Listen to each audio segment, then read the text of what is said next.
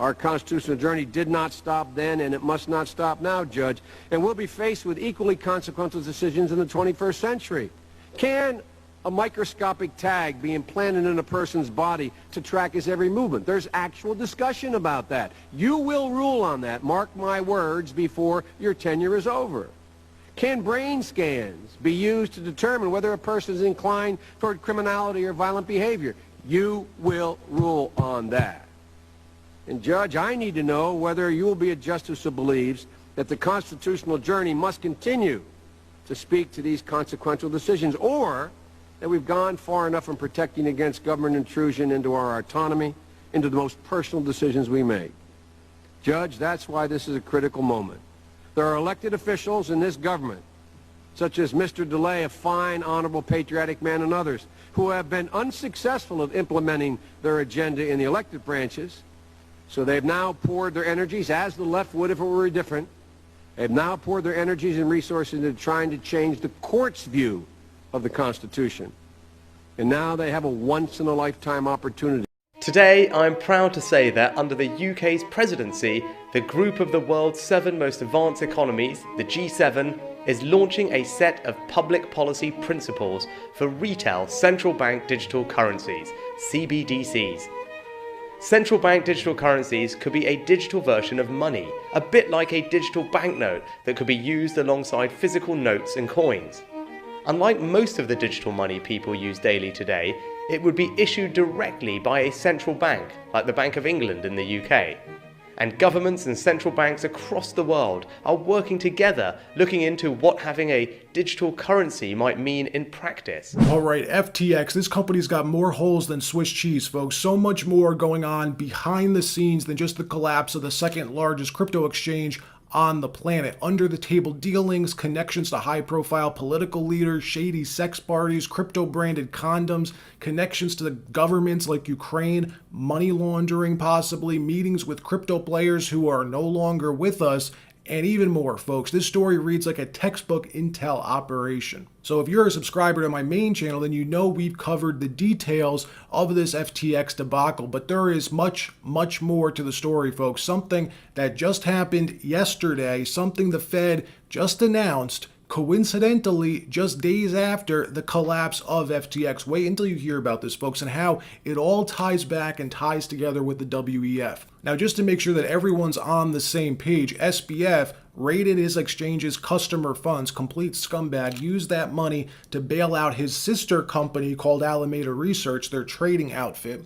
But before that happened, starting back in 2018, SBF began spending huge amounts of money donating it to the Democratic Party. Now, $5 million to Joe Biden for his presidential run in 2020. Then during the midterms during 2021 and 2022, donated $37 million, making Sam Bankman-Fried the second highest political donor to the Democratic Party, just under George Soros, who donated $100 million plus. But then something odd happens.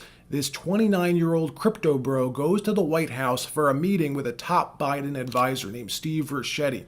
Now, he meets with this guy twice, once in April, then again in May. Now, Sam's brother also goes to the White House as well. All of this confirmed with White House visitor logs. Now, following these White House meetings, literally just 2 weeks after, SBF decides to up the ante and announce that he's going to donate up to $1 billion for the 2024 presidential election. Odd timing, no? Now, in the background, much more is happening. SBF's mother is a Stanford professor who starts a Democratic political action committee called Mind the Gap, with a goal to help Dems win elections. Now, this PAC received millions of dollars from Silicon Valley billionaires. Then his brother, Gabe Bankman-Fried, who I personally wasn't aware of. By the way, he also works on Capitol Hill. He was the person in charge of all of his political connections, Sam's political connections. Then, if all of that's not bad enough, the CEO of his trading firm, Alameda Research, is the daughter of Glenn Ellison, an MIT professor who just so happened to work alongside the current SEC chairman, Gary Gensler. Okay, so now that everyone's caught up on the background here, this brings us to present time. Now, yesterday, just days after this crazy roller coaster ride in hell, that being FTX, we now have the Fed announcing their own CBDC, centralized banking digital currency. This is a pilot, they say, to see how it goes and how it can increase effectiveness in transaction settlement times and how easy or difficult it will be to integrate digital money into the banking system in whole. Now, if you're not aware, CBDCs are bad, folks. The opposite of what we want. Crypto should be decentralized. And CBDCs, well, it's all in the name, folks. Centralized bank digital currency. Call me skeptical, but days after FTX's collapse, they rolled this out. Now, that's either terrible timing or the best possible timing. Think about it. When the entire public is hearing about FTX collapsing and millions of customers losing their money due to crypto being handled incorrectly via the private sector, it sounds almost relieving to most people not paying attention that the government just swoops in and says this is why we should be the ones in charge. Now, if you're not aware, the World Economic Forum, the WEF, published a CBDC policymaker toolkit specifically for governments to use when developing their own CBDC and how they should implement it.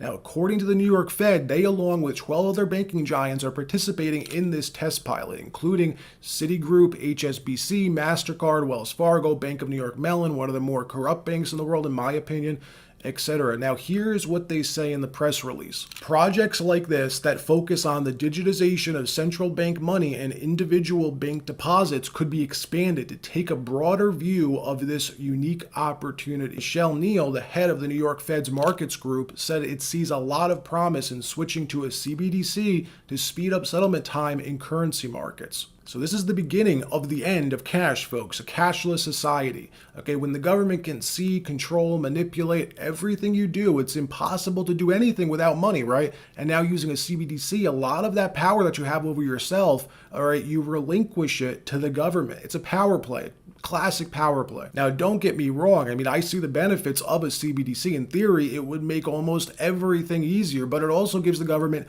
much more power, folks. We've already seen the downsides to this kind of a thing. A few weeks ago, PayPal quietly editing their terms of service to allow them to withdraw $2,500 if they believe you engaged in misinformation or malinformation online or whatever they're calling it nowadays.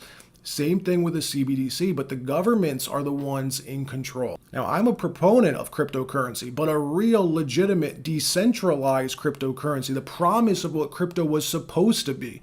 Over the years, the industry has been moving in a constant centralized direction.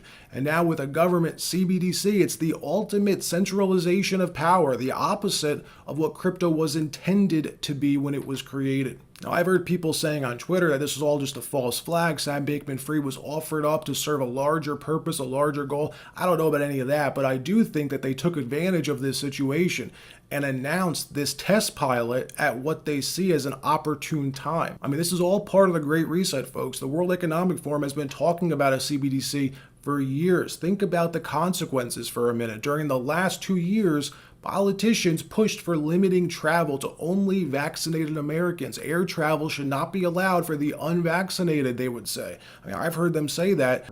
I would support that. If you want to get on a plane and travel with other people, that you should be vaccinated. Well, think about it. If our economy ran on a CBDC, they could just press a button and say unvaccinated cannot use their money for airline tickets or any public transportation. That kind of a thing is what could technically be possible. So stay informed, folks. If you like this video, press the like button. Feel free to subscribe to be notified about future videos. Thanks. I am going to establish a government market for gold at prices to be determined from time to time. I have directed Secretary Connally to suspend temporarily the convertibility of the dollar into gold or other reserve assets. Our own Fednow service will be coming online in 2023. We are examining whether a U.S. central bank digital currency would improve upon what is an already safe and efficient domestic payment system. A U.S. CBDC could also potentially help maintain the dollar's international standing. By May 1st, 1933, FDR required Americans to turn their gold into the government by making it illegal to own. And this was the beginning of the end of our freedoms. Nixon took the U.S. off the gold standard on August 15th, 1971. At this point, the dollar became a fiat currency, and once again, our freedoms were eroded away. One of my favorite Thomas Jefferson quotes, "Paper is poverty. It is only the ghost of money and not money itself." And just yesterday, March 15th, 2023, the Federal Reserve announced a July launch for the Fednow service. And check this out. The first week of April, the Federal Reserve will begin the formal certification of participants for launch of the service. So that means we're just a couple of weeks away from the end game. We're in the end game now. If you're not familiar with what the Fednow service is, that's what I want to go over in this video. It is essentially the infrastructure for a central bank digital currency, which will mean we no longer have any more freedoms. All of our freedoms will be completely gone because the government will be able to control one side of every transaction that takes place, so they will be able to control everything. We will no longer be free. This is complete totalitarian control, and it starts in a couple of weeks. Thank you so much for watching my video. I do sincerely appreciate it. We're going to start here with the federalreserve.gov press release. This came out just yesterday, so it is breaking news. However, the Fednow service has been talked about for a number of months, and we've not known until now when they were actually going to be launching this program. But essentially, this is going to be a way for people to bank directly with the Fed, as the name implies, Fednow service, and be able to send and receive money instantly. So what I actually want to do is scroll down to the About the Fednow service, and we're going to read this paragraph here. So it starts off, the Federal Reserve banks are developing the Fednow service to facilitate nationwide reach of instant payment services by financial institutions, regardless of size or geographic location, around the clock, every day of the year. Through financial institutions participating in the Fednow service, businesses and individuals will be able to send and receive instant payments at any time of day, and recipients will have full access to funds immediately, giving them greater flexibility to manage their money and make time-sensitive payments. Access will be provided through the Federal Reserve's FedLine network, which serves more than 10,000 financial institutions directly or through their agents. For more information, visit fednowexplorer.org. So basically, this is going to be a new bank account that people can sign up for. I kind of like to think of it as the PayPal that the government is sponsoring, right? And this in itself is not a central bank digital currency. However, for a central bank digital currency to work, something like this is going to need to be in place. So this is the infrastructure for a CBDC. So they're building the railroad tracks. Once those are in place, then they can run the train on the tracks. So the CBDC will be the train. The Fednow service is what the train will run on. Now, the Federal Reserve is not just going to come out and say, look, your freedom is gone. We're here, we're taking over, you had a good run, but now we are in control. They're not going to say that. They're going to do this in layers, right? And this is the first layer. It's the first step for them being able to take over and get complete control. So with this being launched in just a few weeks, with them starting to sign people on, this is where they get all of the control. This is where they eventually phase out cash, and they're going to force everyone to sign up for this service.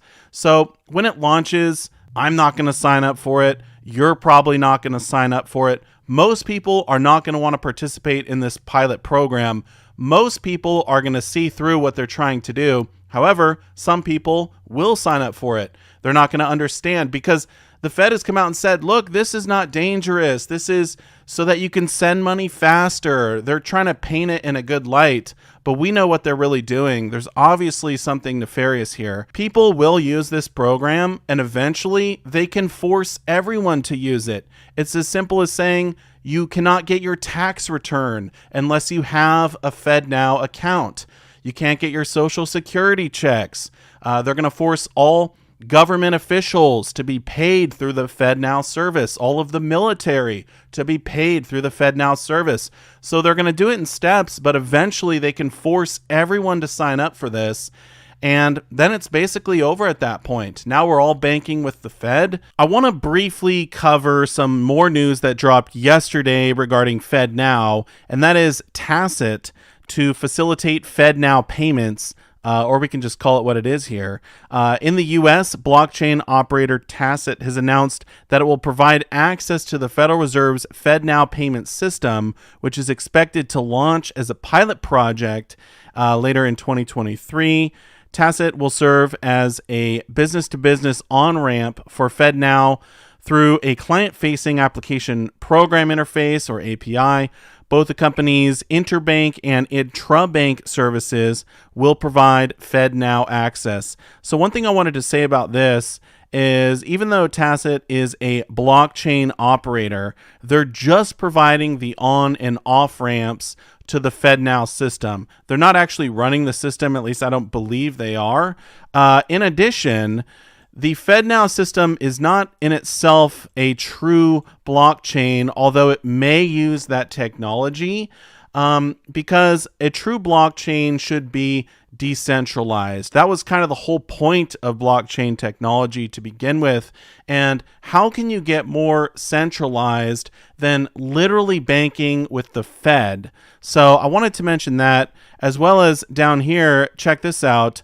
Tacit has signed on 6 banks to participate in the trial, but those plans will need to be adjusted, as one of the banks was Signature Bank, which was recently taken over by the government. As we know, that bank failed a few days ago, and so, yeah, they're going to have to figure out how to work around that. In the last part of the article here, while the Federal Reserve is moving forward with its Fednow development, there are also pilot programs currently underway testing the feasibility of creating a digital dollar, which could potentially be issued directly to U.S. residents by the Fed through the Fednow system if they opt to integrate it with blockchain technology. So there you go. I mean, that's basically hook, line, and sinker. This is the path for the Fed to essentially roll out a CBDC. This is step 1, and it's just a couple of weeks away. So we're kind of living in a crazy time right now where everything is changing so fast. I think we're all going to blink, and then it'll be too late. It'll be over. They will have complete control, and there's nothing we can do to stop it. So like I said before, they're going to start rolling this out in layers, and the Fednow service is just the first layer, or step 1. It's the infrastructure. It's the backbone of what will eventually be the CBDC that we're all forced to use. And I wonder, with those banks failing last week, if that was just a coincidence or if it's part of a bigger plan. Because remember, it was the Fed who are the ones that actually raised rates, which crushed the banks. They caused the banks to fail. And now they're coming out with this Fednow service, which seems like a light at the end of the tunnel, but it's really the devil in disguise. So I wonder if there's something bigger going on here, if they're sort of orchestrating all of this. It certainly seems that way to me. Now, if all of this worries you, and if you want to retain anonymity, if you want to retain your freedom, then you can transfer some of your wealth out of the system we currently use. And we have this fiat currency system, which is slowly transitioning into a digital system. But you can take some of your wealth, you can buy physical gold and physical silver, because those are real money, and you'll still be able to make transactions outside of the system that everyone else uses, and you will still have your freedom. So I've recently purchased a large amount of physical gold and silver. I've been stacking it over the last 5 years. And even if the central bank digital currency gets rolled out tomorrow, I know a lot of my wealth is already outside of that system. So I know that I'm protected. I'm still going to have freedom. And, once they roll out a CBDC, it's possible that they will not allow people to even buy precious metals at some point. So I think it's important to get out of that system as soon as possible. Remember that quote from Thomas Jefferson: "Paper is poverty. It is only the ghost of money and not money itself." Well, what is real money? It is gold and silver. Paper is the ghost of money, but a central bank digital currency is not even paper. It's a ghost of a ghost. So it's literally nothing. So if you want to protect yourself, I say buy some physical gold, buy some physical silver. Now, I am curious what your thoughts are on the Fednow service. Feel free to leave those down below in the comment section. I want to say a massive thank you so much for watching, and I will see you all in my next one. Silver Dragons out.